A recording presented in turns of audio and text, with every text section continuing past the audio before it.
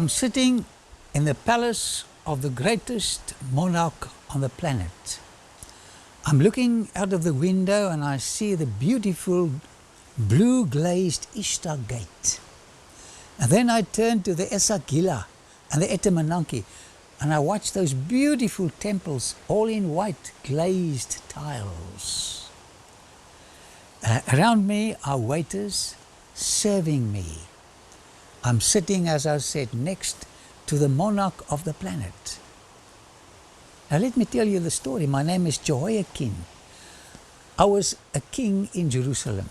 I ruled for 3 months and only 10 days. I was disobedient. I had Egyptian contacts and Babylonian contacts and King Nebuchadnezzar didn't like this. He warned me, but I wouldn't listen. So in 579 BC, he came to Jerusalem, he attacked the city, he besieged the city, he captured me with 10,000 of my people in Jerusalem, as well as the prophet Ezekiel, and he took us to a foreign land of loneliness, of shame, of pain. The first few years it wasn't so bad. Then I committed another crime. That was the end of my limited freedom. My rations, it was on the clay tablet what I received every day, my wife and the 5 children. And then I went to jail. And I sat in this jail for many years. I regretted my poor behavior. I was a king and now I'm a prisoner, a jailbird, listening to the shouts of the wardens, the ugly bowls in which they bring my food. I was wondering, would I ever escape this situation of mine? You can read my story in the second half of the book Chronicles and the last chapter of the book of Jeremiah.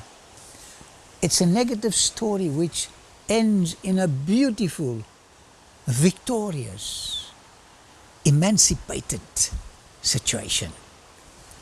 So one day, it was such a contrast. The warden shouted at me all the time, do this, do that, don't do that. They punish you in jail.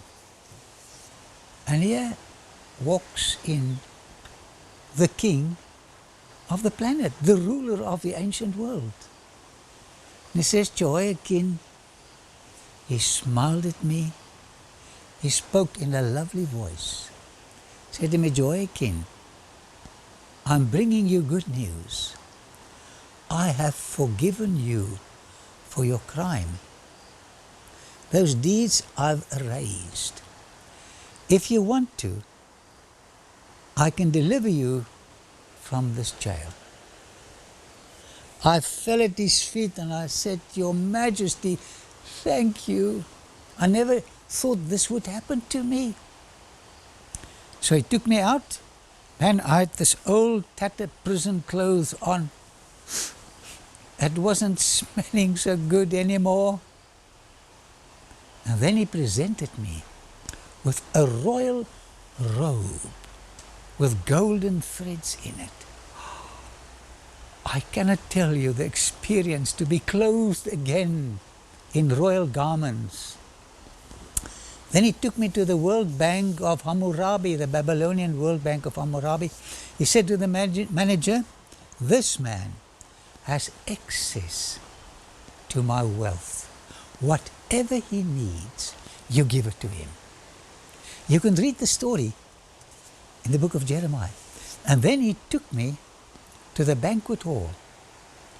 When I entered there with my new royal robes, I saw another few kings sitting there. But you know what? The king invited me to come and sit next to him. He made my seat above all the kings. How would you like to sit next to the king? Now this is the message of the story.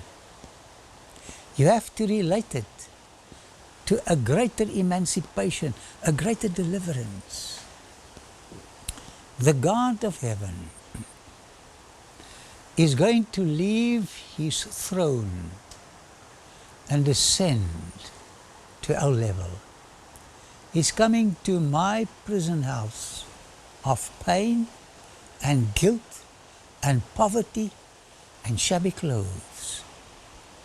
He's going to say to me, my friend, can I offer you forgiveness?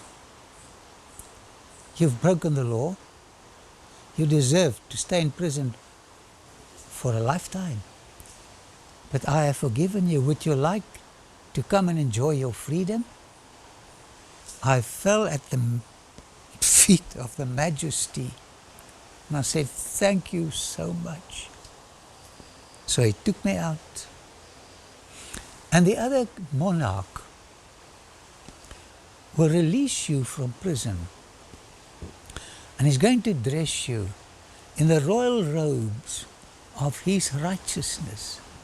Can you believe this good news?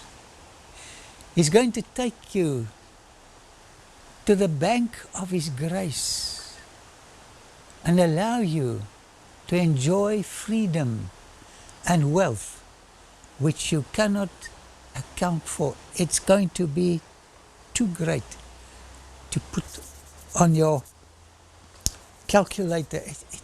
It's beyond comprehension. And then, my dear friend, the other monarch of the universe is going to place you next to him, next to his throne. God is coming soon to do what the king did to me, Jehoiachin. He's going to do for you. And when he comes to your prison of pain, your prison of guilt, telling you that he has forgiven you, please accept this gift. And when he invites you to leave the prison, do it. Because he wants to clothe you with his royal garments of grace and kindness, garments with his own righteousness.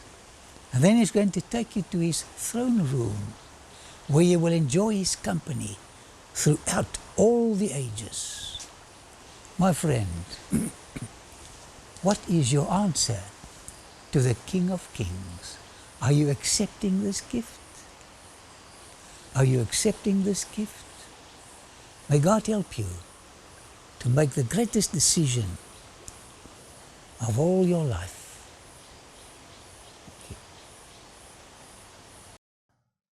Thank you for watching this presentation.